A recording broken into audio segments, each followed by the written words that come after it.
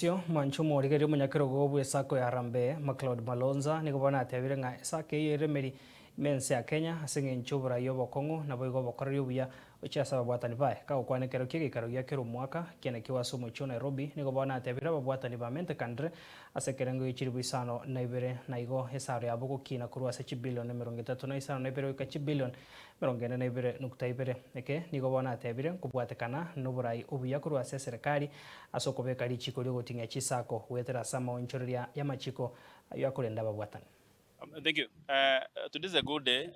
We are here to grace the 55th annual delegate meeting for the oldest SACCO in the country, Bwechisako. And we are very, very grateful for the performance of the SACCO through the leadership of the chairman, the board, and the delegates. That this SACCO has grown to now cross the 41.2 billion mark in assets.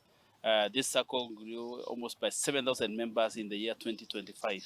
And more so, this SACCO lent in matters loan disbursement. I'm told even a loan of 50 million within 6 hours you're able to access. So it matters liquidity, and importantly the leadership matters share capital, where this SACCO has been able to retain almost 1.6 billion this year. The intent is very clear from the leadership of this SACCO is that they want to regain their position in Africa, because now they are the fourth largest SACCO in Africa and fourth largest in the country.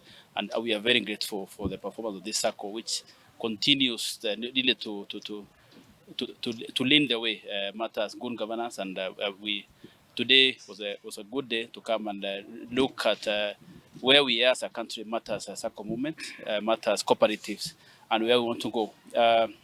The cabinet minister, in the Ministry of the Cooperatives and MSME, formed a committee, a small team, committee of experts, to relook at our SASRA Act of 2008 and advise what we need to do moving forward. And we are very grateful. His Excellency the President was gracious enough. We presented the report to him in the month of February, and he gave us 6 months to implement the provisions of the report. I can tell you the cabinet minister has requested us to look at how we are going to regulate housing cooperatives and investment cooperatives, because we have huge investment cooperatives. Safaricom is above 10 billion of Stima, and we have these other cooperatives. How can we guarantee our savers that when you give money to a housing cooperative, that your money won't be safe? And that's a space we are looking at. How we are operating as we wait for the new law, but importantly is now with affordable housing, we appeal to our members, when you are going to give your money to a housing cooperative, you need to check really, and the commissioner will be cleaning up that space so that we advise our members and tell them, this housing cooperative, your money is safe,